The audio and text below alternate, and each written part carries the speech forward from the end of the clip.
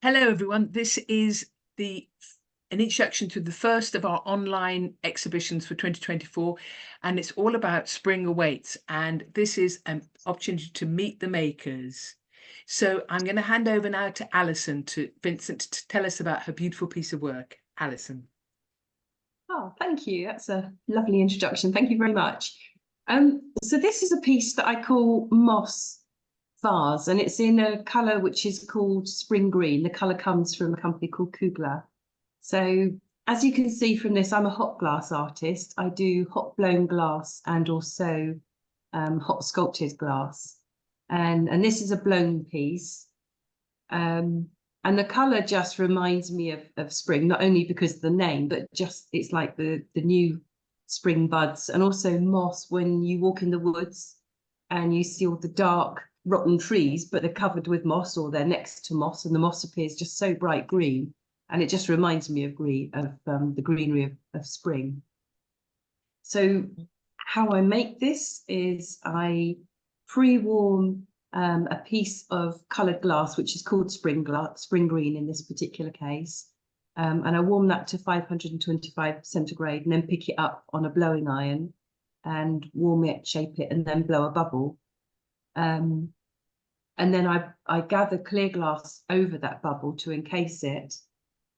And then I'm blowing it and shaping it up larger. And then while it's still on the blowing iron, my assistant will be making a trail. And that forms a sort of reactive pattern on the green. So the grey and the white are formed from a clear trail with 2 coats of white powder, opal white powder, and then 2 coats of rich grey powder, and they're heated together. And the 2 colours react and cause a sort of cellular structure, which I love. So it gives texture and almost like form, but also you can actually feel it depending on how much I paper the surface during the working of the glass. You can actually feel a tactile surface texture.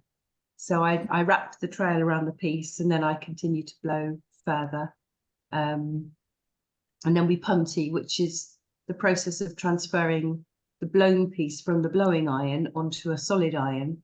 But it means that the piece is then essentially fixed to the solid iron by the base of the piece, which means the opening to the bubble is now open to the air.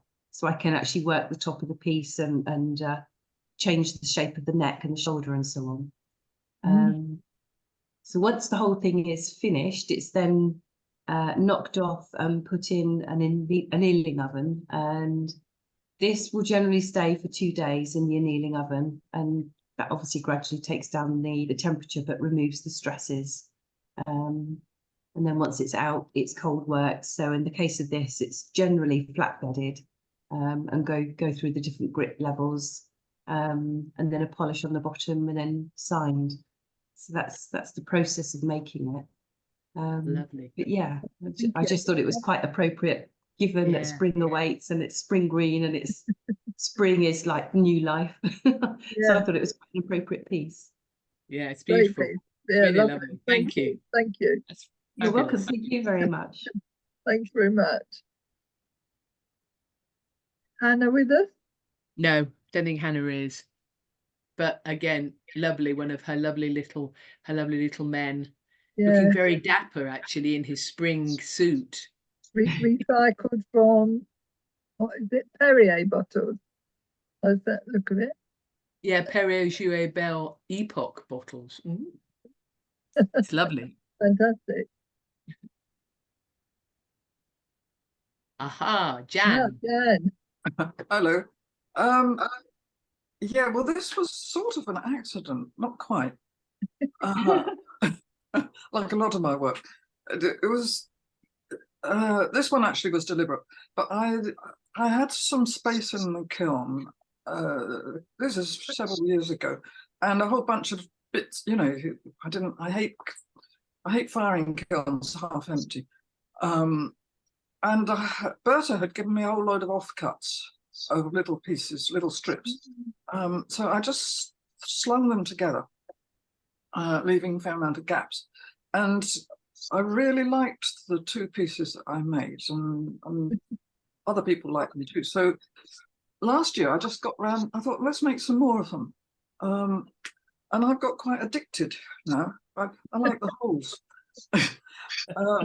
So they are basically just any old bits I've got around, all slung together. I can't. Did you take any- intend on making a face? Oh, is there a face? Oh, yes, there is a face. Yes. No, I hadn't seen a face until you saw it. If I turn it sideways, there won't be a face. Oh, I mean, I called it spring for this because you know it's springy colours. yeah. But I really love using up all these odd bits. I mean, really, I'm not really as totally flaky as I sound. I hope. There's a lot of art in it, really. It's It's very great. attractive and very nice and great way. It's very joyful. Yeah, great Yeah. way of using offcuts. But be happy to look at it. Yeah. Oh, Sharon says it looks like a dancing man. Yeah. Yeah, actually, you can Oh, see that's that. Yeah, It's we're got all a sort of, be reading different things into it. yeah, Oh, it's got a sort of Rorschach test thing Right. about it, hasn't it? Yeah. Mm. That you can That's see great. your own unconscious in there. thank you. That's Brilliant. great. Thanks. That's That's a lovely. pleasure. Moira, I think Moira's with us, isn't she? Yes, I'm here. I was just looking for the unmute. Okay. Over to you. Sorry. You tell us about your piece, Right. please. Evening all. Yeah, this is an assemblage piece.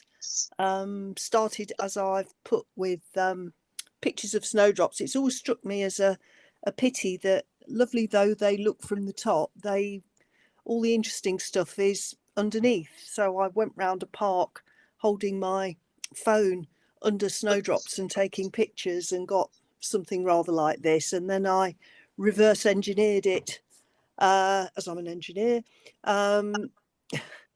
It's the petals are clear bullseye with white stringer laid over the top and fused flat, and then the sky is all different shades of frit scattered into the kiln and fused to a lacy open pattern. And then I just built the whole thing up, did the inner petals, that's little bits of aventurine stringer, making the green marks, and some other little bits of stringer on the inside, and just built it all up together, and then a final fuse with enamel to define the shapes a bit. And then I've finished it off with little torch worked snowdrops underneath. So that's it.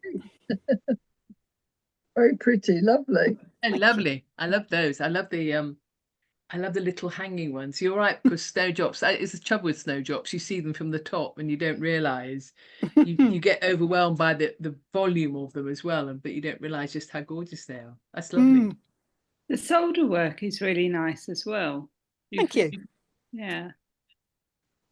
Thank you, Fantastic. Moira. Yeah, thank you, Maura. That's lovely. Emma. Hello. Hello. Hi. Hi.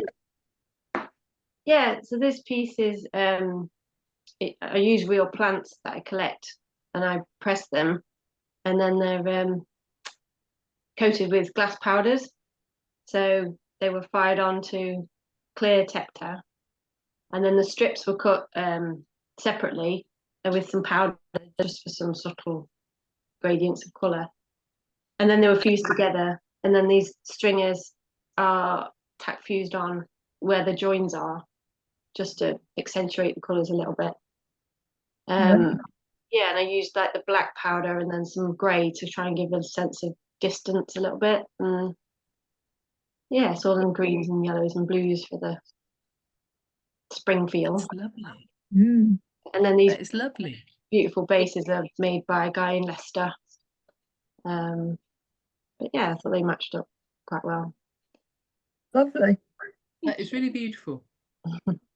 And very different from other books. Cool. Yes, lovely. Thank you. You're welcome. Oh, right. I've got to go up to the beginning because that's the last one. So we go up to here. So I'll just show you all of them again so you get a rough idea where you are. Okay, everyone? So have we got Mark with us? Don't think Mark's here. Mark is the guy, he uses honey, doesn't he, when he's Yeah. blowing? Yeah, The- this is the very bu- different. Yeah. I think the bubbles These are come lovely. from his honey. That's really lovely. It is. Can't find the arrow. I'm going to have to go to the next one. There we go. In Linda Bay? Is Linda with No, I us? don't think Linda is here. I think she wasn't Okay. going to be able to come. That is really pretty though, isn't it? Yeah. Interesting way of using. Yeah. Yeah. Helen, I know Helen's here. Helen. Yeah, I'm here. Hello. Hi. Hi. So what to say about this? It's a very small piece. Actually, when the call came for this exhibition, I didn't have anything in stock that I thought I could put in. So it's actually what I call a mini cast. So it's a small range that I make for gallery, and it started off as a way of testing materials really and finding out what would work visually for the larger castings. So they're almost like my little sketches, and I had hundreds of these. And of course, once you've documented them, they just fill space. So one year, I think it was a Christmas exhibition at Contemporary Applied Arts, they suggested, could you put something in? So I thought, actually, these would be really good. So I obviously ground and finished them all, so they were pristine. And as I say, this is a test for more recent work that I'm doing in the larger scale figurative pieces, so the landscape-based pieces that I work on. And these are all about changing landscapes, so about lost landscapes. All the work I've done in the past with landscape is all about this sense of place and the notion of place and how we see a particular scene or environment. And what really intrigues me is the resonance and the association that has for the individual. So it was all about, this work has always been about capturing places. But recently I've started looking at environments as well and capturing those. And there are places that are going to be lost. So this is all about building work that's going on near me. I've got HS2 up the road, and behind me, one road over, we've got kind of a large planning for about another 200 homes in the area. So it's all these spaces that I know from walking the dog or going out for the day, what have you, that I go to, draw from, and then start to make work about. So they're places that won't exist in the form that they're in at the moment. So they will have been translated by, the building work that's going on, or the change of use at the necessity for the local town and what have you. So as I say, this is a very small piece. I have it here next to me. Actually, it's only 8 by 9 centimeters, so it's tiny.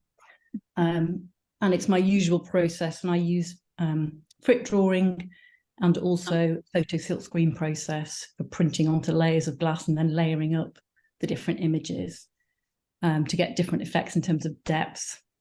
My other strand of work is really about depth perception. So my recent PhD work has been about looking at these places, but thinking of them in terms of the space that they are referred to by the architects or the builders that are going to use them. So that kind of change of approach or reference, if you like. So I'm seeing them as somewhere that I have an attachment to, whereas obviously the planners are seeing them as maps and scales and mathematical quantifiable notions of a space. So it's those kind of two strands that I'm working with. And with the layering, that was always the intention with the original work, with the figurative work, to give that sense of depth and kind of capture the essence of those places before they disappear. So this is about the local hedgerows in the area at the back of me, which will be built on in the next 2 years and lost. And I've also been doing work about the water meadows in Oxford. There's a lot of building work going on in the Oxfordshire area. And obviously this whole reference to now floodplains and things being built on and the problems that then creates further down the river. So there's a lot of kind of plant life and things that I'm looking at in more detail, rather than looking at scenes in their entirety, looking at the detail, looking at those plants and hedgerows and bushes and things that are going to disappear. So this is a starting point, if you like, for the new body of work that will be on a larger scale. Helen, do you do any sort of campaigning work with your art? I'm quite a quiet animal, I suppose. Not one to shout about things necessarily. I mean, I obviously join the local groups and listen to what's going on. I'm really interested in looking at the planning documents and bringing those into the work that I'm doing as well now. The difficulty with making work that has a political reference that is quite specific is that it has a reference to people in that area perhaps, but maybe not on a wider scale. Yeah. And it becomes very niche unless I was able to get commissioned work to work in that way. And that's the aim, to look at commissioned particularly to approach the local area, if you like, and try and get commissioned work to work in that way. I just wondered if at the moment I don't actually have a political voice in that way. No, I just wondered, because it's so lovely, I just wondered if any charities would be interested in promoting a cause, you know, using your art, or if they had other art as well. But yeah, it's lovely. Thank you. Yeah, I have worked in a similar way with Blenheim Palace, making a range of glass pieces for them to sell to the public, but about the Capability Brown landscaping. So drawings that I'd taken from that environment. So I have worked in a similar way, although not with a political message per se. Yeah. It's beautiful, but slightly sad, isn't it? The fact that this is something which is here, but you're capturing it, and it probably won't exist, as you say, in a couple of years' time. Yeah, and I think it's an age thing as well. I've become more melancholy as I get older. So I'm desperate to try and stop time and hold these things. I think life gets faster and faster as you go through it, isn't it? And I think that for me, that's how this work came about. I was trying to stop, the changes that were happening. I was going back to my parents' home and seeing, the fields that I was playing in becoming more housing or car parks or what have you. And so that was the drive for the work then, to try and capture the sense of that place in a block of glass, which will last a long time. Helen, there's a lot of art and environment networks which your work would fit into beautifully. Yeah, thank you. Yeah, I should look into it more. You're right. I think, well, I'm hoping in the next couple of years to have a bit more time. I've stepped back a little bit more from my teaching commitment, so that means I've got more time to focus on what I'm doing work-wise. And I'm hoping to bring together this work, so the landscape figurative work, if you like, with the PhD research work, which is a much more graphic and about space. So it's got that kind of juxtaposition, if you like, of the kind of mapping of these places and the plotting of the space, in conjunction with the kind of naturalistic element, the attachments that are lost and the associations that disappear. Fantastic. Right. That's lovely. Thank you. We're looking out for it. Yeah. Can I just ask if Jan has some any more details about the art and environment? Could she put it? I will do. I'm just making a note to myself. So it's something I used to be really involved with, and it's not in my head now. Okay, thanks. But there's a whole bunch. Send it through to Yeah, us. that'd be great. I'll send it through to you. And we can send it in a newsletter. Yeah, because there's some amazing people out there doing incredible stuff and a lot of interest. Okay, thank you. Really fit in well. A lot of people's work would. Great. Yeah. Thank you. Thanks, Helen. That's lovely. Really nice. I don't think Helen is here. No, Helen couldn't come. This is lovely though, isn't it? A real sort of movement. It's really beautiful. Yeah. You can almost feel it moving up through the earth. It's fabulous. Really nice. Spring. Yeah. That's lovely. Catherine? And no, Catherine's not here either. That again is fantastic. Catherine, for those of you who don't know, lives on a narrowboat and makes glass on a narrowboat. which I think is amazing. As one of my dreams in life is living on a narrowboat. I envy her like fury, I can tell you. But yeah, so yes, she lives and works on a narrowboat, and then uses the canals as her sort of her inspiration. Oh, this is beautiful. Yeah. This is Nancy, lovely. is Nancy with us? No, No, no. Beautiful, isn't it? exquisite. That really Yeah, does conjure spring, doesn't it? yeah. Beautiful cherry blossom. Very nice. Pleasure. Don't think May is with us.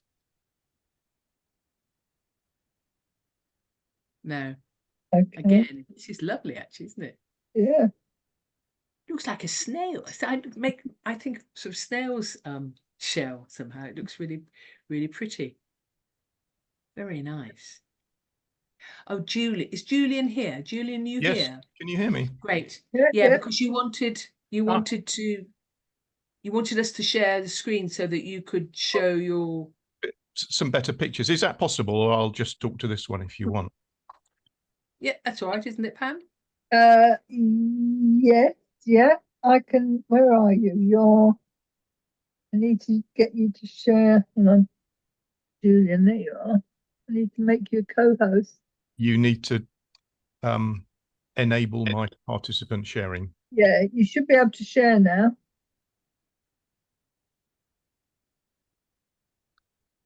Can you see that? No, not yet. Oh, there's a little doodle somewhere, isn't there? Screen share. Share. Green. Yeah. Can you see that now? Yeah. See a screen share, yeah. Right. What am I showing? My passwords. Gosh. Right. Is that better? Quickly note them all down, everyone. Can everyone see that? Yeah. Yeah. Oh, great. Thanks for facilitating that. Yeah, so I make leaded glass windows, not stained. I don't stain glass, but I do use my kiln to do effects in leaded glass that couldn't otherwise be done. So most of my windows are basically two-dimensional works. You know, they fill a rectangular space that fits a window aperture somewhere. But this is a bit of fun. This is, if you like, sculpture. It's three-dimensional. And I did it just for the technical challenge. So basically, the story is that someone's opening a window for this exhibition onto spring. But as you see, it's a rather unusual way to open a window. So there's a putty knife on the right, and it's quite easy, really. You just take your putty knife, stick it through the glass, make a big curve, and hey presto, you can open the window. But it's intended to be a sensory illusion, not just visual, but also touch. And I would hope glassmakers would particularly appreciate or at least understand the illusion, because of course you can't do this with glass, can you? We know why, how you cut glass, the temperature at which it needs to be to be folded over and so on. I'll just show you. So that's from the top. You can see, so that's Tector glass, heated up just to slumping temperature. And the third one, that's the other side. So if you look on the right side, you see a vertical glint of white highlighting through the glass. Basically, the opening is angled so that it's, if you like, going upwards. It's not just opening in a, oh, do I say horizontal or vertical? But if you like, it's being pulled upwards as well as to the side. So the most difficult bits of glass to make were those ones on the right with that glint. The ones around the side are easy enough. They're just cut Tector glass, cut around the curve, bit of honing, and of course the leading for something like this is very straightforward. But if I may, I'll just come out of screen sharing, stop share. Can I just show, have I got time just to show you how those panes on the right are made? I would love to see it. Well, that is a roof tile. It's a top ridge tile. And the glass, most of the panes for the bit that is pulled out are slumped onto that. So that's very straightforward. But notice the angle. They're slumped, not kind of parallel to this edge, but at a there. slight angle. And that's what gives the kind of lift in the glass. But to make those edge ones, you imagine a piece of, I should have thought about this a bit more carefully. That's my Tector glass that I've just bought from a supplier, dead flat. Yeah. So the glass is put on this and it's put in the kiln, actually on some stilts, which you can't see here, and the glass slumps over. But this was carefully positioned. It took me ages, side ones, so that the edge is a big piece of glass all the way over here, and it slumps over the edge. And of course, when it goes over the edge, it goes in it's straight. Drop. So if you combine that with the angle there, that's how I made the those difficult bits. And the other really difficult bit was putting it together. It was actually made on a caravan-sized Calor gas cylinder to give that, so that I could.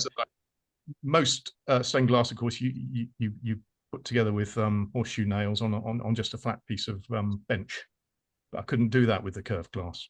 So there we are. I hope I haven't gone on too long. Thanks very much. Yeah, that was fascinating because I have more. It's not one sheet of glass, then it's several pieces of glass. Oh yes, Yeah. every individual pane. Yeah. But it's clever because it looks like it's one piece. I was trying to work out how you'd cut it out and then bent the one piece. That is very clever. So these are all separate pieces. Yeah. Yes, they're cut when they were slumped. If they were like a much bigger piece, and then they're cut, those are individually cut out of the slumped piece. So Right. when I've got here, this is just a bog standard glass cutting template. Having been used, it's rather scruffy. But because everyone is actually fractionally different sized, they're all cut using those black lines out of a bigger piece. But once it's been slumped. Oh, I'm glad you explained that because otherwise we would never have had any idea how you did it. No. And in fact, actually now knowing how you did it, I'm even more impressed because that was very clever.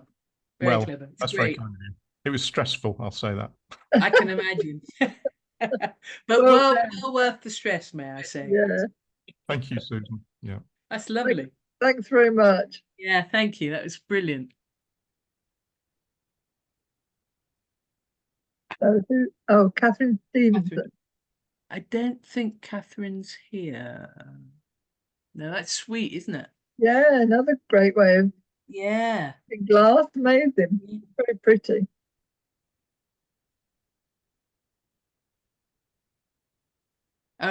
Mariana isn't here either, but that is beautiful, lovely colours. Golly, it looks like a sort of indulgent tulip, doesn't it? It's beautiful, beautiful colours. Once again, we're getting lots of different techniques here. Oh, this is pretty. That's really lovely. I don't think Eileen's here either. It's amazing how creative everybody's been. Yeah. This is great. I don't think Glenda's here, but I just think this is really interesting. And I love the name, Baird. Yeah. Great. How big is it? Does it say? It doesn't say how big it is. 32 by 25 by 30. All right. Oh, so it's quite big, actually. It's about 12 inches, isn't it? 12 inches by about 8. Yeah. I'm sorry, I have to go into Imperial to be able to visualize actually how big it is. Oh, and this is beautiful. This is beautiful. You're here, aren't you, Priska? Yes. Hello, everyone. Hi. No, this is gorgeous.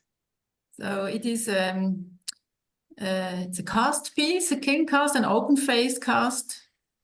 And what I do in spring, I really love to go in the mountains, to the mountain lakes. I take underwater photography there. Wow. And one day I was sitting at the lake eating my lunch, and then I thought it would be really cool if you could like lift out the lake of its bed, just see the whole shape of the water and the base. And then I thought, wait, I'm a glass artist. I can do that. And so I'm taking the outlines of the lake from a map, so it's the real shape the lake has. I take the map and project it on a wall, and then I draw the outline on a paper, and then I model the body of the lake in clay. And from that, I take a plaster mold, and then I made it in like 3 firings, I think. I made a firing of the ice sheet first in a separate plaster mold, so it can keep the shape a little bit. So you have some control over how the ice is supposed to look. And then I fill the rest with the aqua colored glass and fuse it all together in the mold. That was like 3 firings. That Yes. that is beautiful. It's absolutely amazing, and it looks so like some snow and water. It's fantastic. Yeah, Really it's clever. photographed on a mirror here, so you can see the side underneath, because it's even more interesting actually than the surface. Yeah, it's beautiful. Yeah, thank you. Thank you. Fantastic. Thank you. I love that. Oh, this is sweet. Oh, I think Maureen's here, isn't she? Yeah, Maureen. Is Maureen here? Because you said she was coming. Maureen, hello, are you there? We'll come back if we find her. Yeah. Quite That is weird. lovely. It is great way of using stringers, isn't it? Yeah. Yeah, it's really clever. Joseph isn't here. That is fabulous, though. Yeah, a lovely piece of casting. Yeah, all that polishing.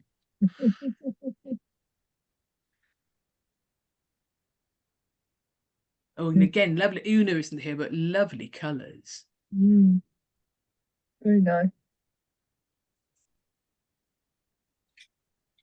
And Malno, I know, isn't here either, I don't think. That's amazing as well, isn't it? Lovely Yeah. effect. Great, yeah, great depth, isn't it? Oh, Sharon's here. Hello. Hi. Hi. Bit of a cliche, I realise, a flower in spring. But I love flowers, and I've made quite a lot of these now, and I want them to look as organic as possible. So I don't use a mold. What I do is I cut the petals and fuse them together, and then do the stamens separately.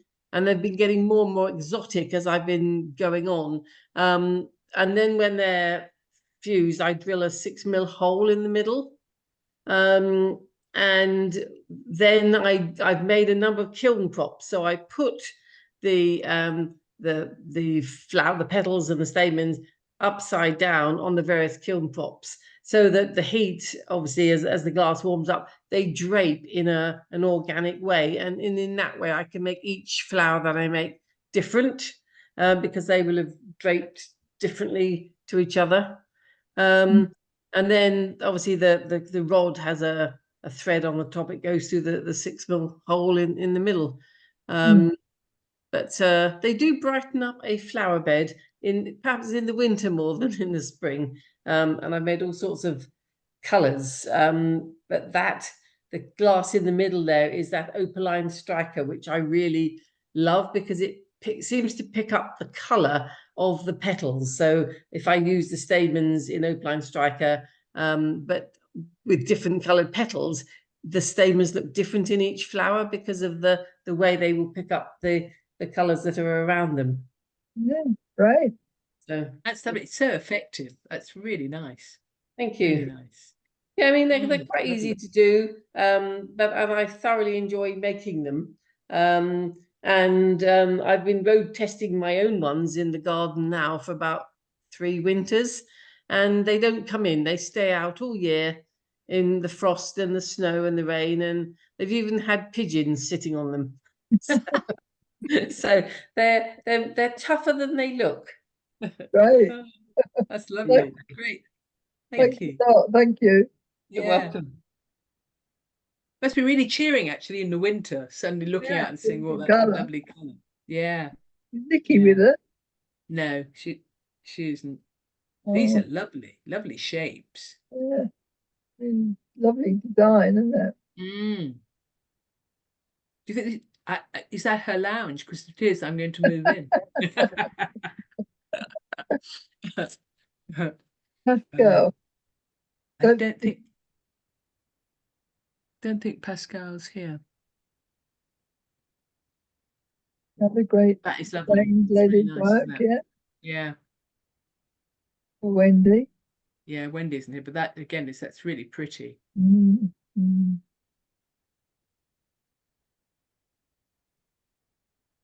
Alexandra. That's amazing. I don't think Alexandra's here.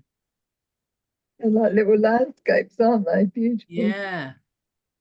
I think she uses her grandmother's lace, is it, or something like that? I was reading. Oh, really? That is Great, lovely. You great expect someone to suddenly peek round it, don't you? Deborah. And that's nice. Yeah, very painterly, isn't it? Lovely. Yeah. Isn't this fascinating how different all this work is? It's extraordinary. What a talented lot we all are. This is impressive. Oh, this is great.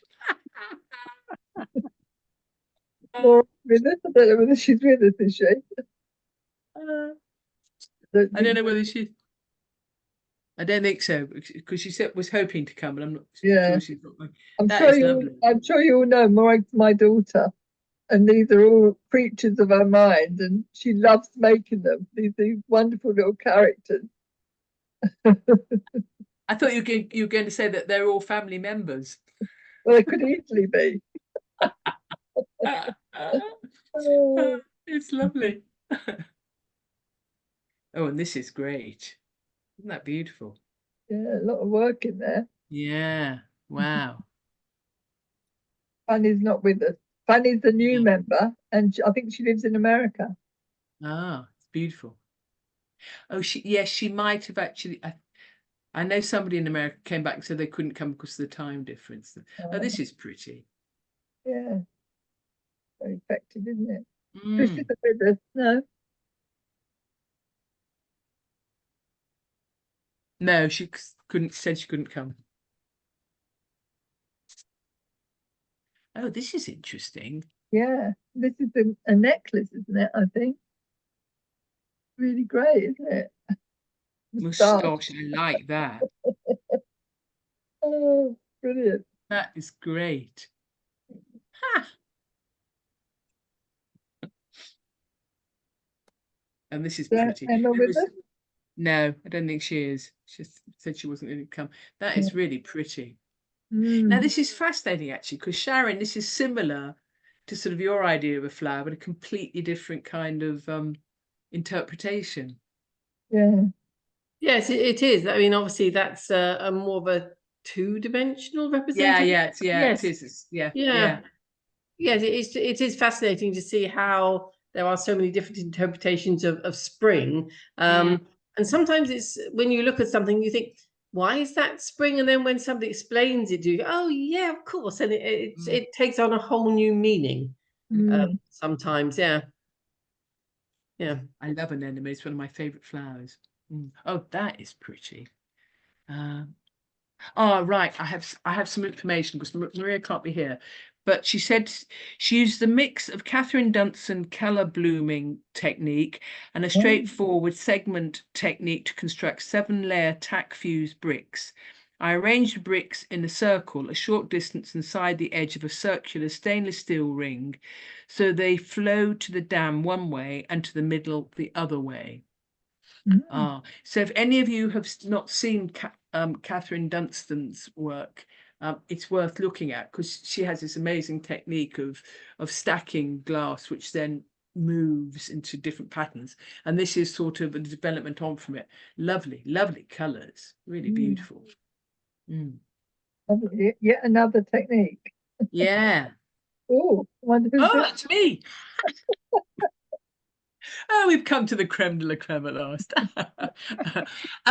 So this actually is what I did at the big when we had during the first lockdown, and I thought it was a great opportunity for me to actually experiment with working with different kinds of waves glass. And I got a whole load of stencils from Mr. Amazon, and I really wanted to see how I could take stencils, which are very simple and you work in a very basic way, and how I could actually develop and enhance them.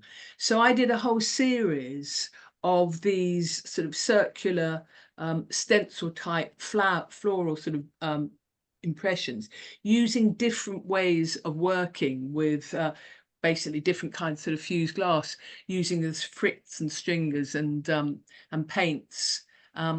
And this is basically one of them. Again, a different way of interpreting blossom, you see. Yeah, beautiful. Lovely. Very nice. Can I ask, Sue, how big is that? It's about 8 inches. Yes. Yeah, I couldn't tell. It could be really precious and tiny, or it could have been quite large. Couldn't really work no, it it's out. about, I think it's about 200. It must be, because the frame it goes into is 230. So it's slightly less than 8 inches. It must be more like sort of about 7 inches, I think 6-7 inches. Actually, they might, thank you, they might be quite good, really big. I'm going into an exterior, an outdoor exhibition later in the year, and I'm developing those on to make them into bigger and actually freestanding on stands. So it'll be interesting to see. Oh, and this is lovely. Right. This is lovely. Laura's not here, but this is really pretty. She's actually doing some workshops, isn't she? So if anybody wants to learn her technique, I'm not sure whether she's teaching the full but the way she does her layers to get the orchids are absolutely incredible. Yeah, they are amazing. That's really deep, isn't it? 10 centimetres. It's very deep. Yeah. If it's 10 centimetres deep. Some of them are light, aren't they? I don't know if this is a light or not. Oh, you're right, Linda, because it looks, you're right, because what Hen was saying, to me, it looked almost like a sort of cameo size, but it's 12 inches. It's bigger than the mine, but it looks very, very small. Very delicate. Yeah. It's lovely. Lovely. Really different. Oh, this is pretty. That's lovely. Again, I don't think Alison's here. The colours. Is it vanilla that people use? What do the bullseye colour? Yeah, French vanilla, yeah. Yeah. Because you can see where it's reacted, can't you, around the edges? It's lovely. Yeah. Yeah. Oh, hello. Oh, Teresa. Yeah. Hello, Teresa. Yes, hi. That was me listening to everybody else, which is fascinating. Now I've got to say something. God help me. Well, yes, it's a vessel gone a bit mad. It's me. When I'm not doing the more figurative type of work and sound casting and things, I go straight into patterns, something to do with my textile background, I suppose. And I see patterns absolutely everywhere. And in one of these is obviously spring fields, where you get the furrows and it's all just beginning to grow, and you've got hopefully blue sky and white fluffy clouds, and you're all hopeful about what's going on. So that's the pattern aspect. But the other thing is I've got my own kiln now for the last few years, and I just love to experiment with now all the different temperatures that do different things to the glass. So I thought, well, instead of doing a round bowl, what would happen if? So that's when I start playing with different shapes and using different molds and things I can find in the kitchen, and then allowing it to drape over it and just see what happens. And this is what happened. I've got it here only because I'm not sure I can show it, but the reason I'm showing it is because apart from that, I used Nikron wire, which, as you can see, whoops, I don't know if you can see it, difficult to know what I'm doing. There we go. You've got where the wire literally pulls the colors down as it goes into the inside. And also inside, I don't know if you can see it there, but you've got the wires keeping the glass from falling down completely. So instead of being just a simple bowl, you've got everything sort of really textured as well on the inside. Plus the fact that it's a really wacky shape, and it can even stand as a sculpture. So I kind of just like to work with the glass and see what happens. And sometimes I'm very pleasantly surprised. So it's That's just fantastic. me having fun, basically, and working. It looks like that. It looks like you've had fun. It's lovely. It's I really do. lovely. And hopefully I shall It's progress to actually make much, something I can actually control next time.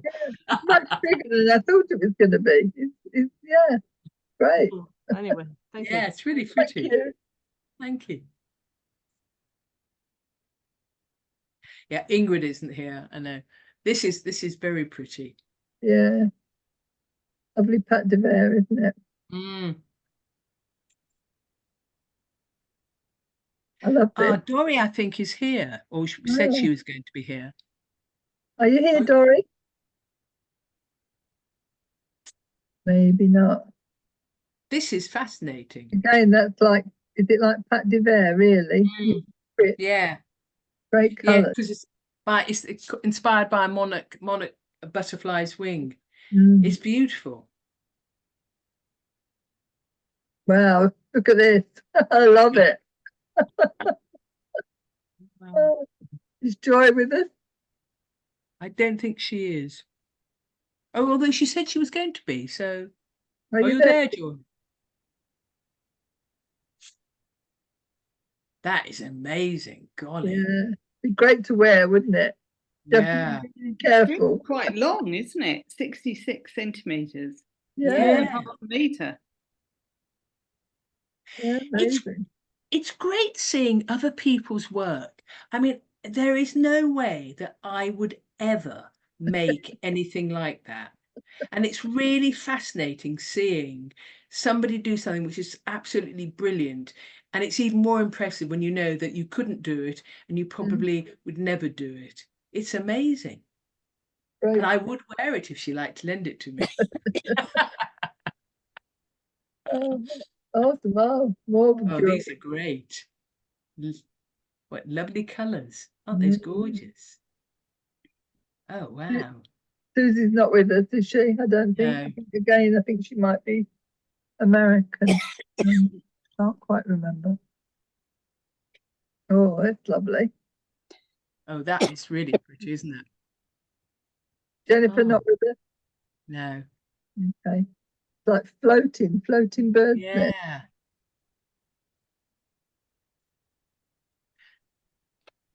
Oh, and that's pretty. Lovely colours again. That's probably The- quite big as well, isn't it? Yeah.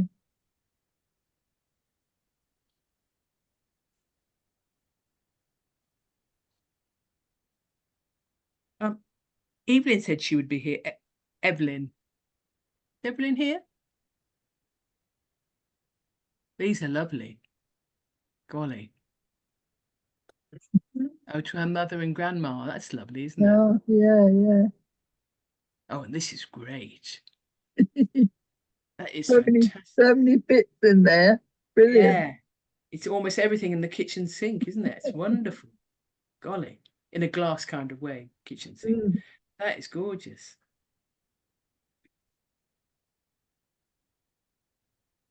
Oh, and that's beautiful.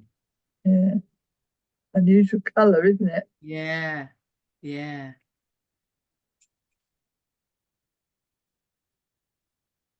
Oh, and that's amazing. Wow. Got some really lovely work in this show. Yes. Oh, Linda. Oh, Linda. Hello. Well, I think probably I've said enough about spring here, that it's pretty snowy and it doesn't really arrive until sort of April or May. And then it's really green. We don't do flowers very well. And it's one thing that I really miss about Britain. No, really not very many flowers. So spring is very green.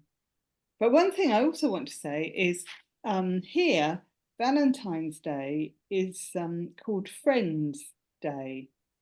So it's much more sort of inclusive in many ways. And so for my Friends Day gift this year, I emailed this exhibition to everybody I could think of. So Oh. had lots of exposure. Well done. Lots of people came back and said they really enjoyed it.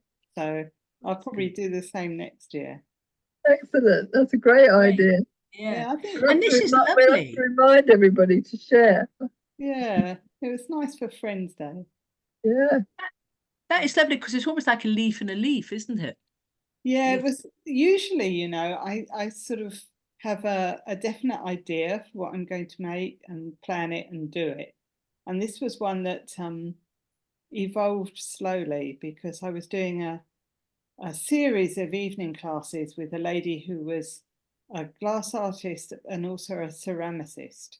So we were making molds, and I was sort of, I'm not very good at ceramics, so I was feeling my way along there.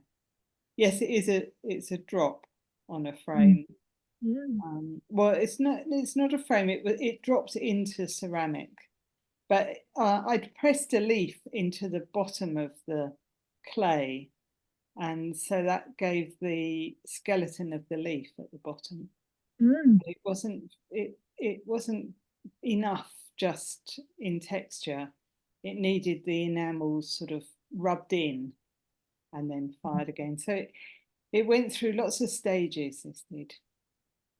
And then it's Very effective. Great. Yeah.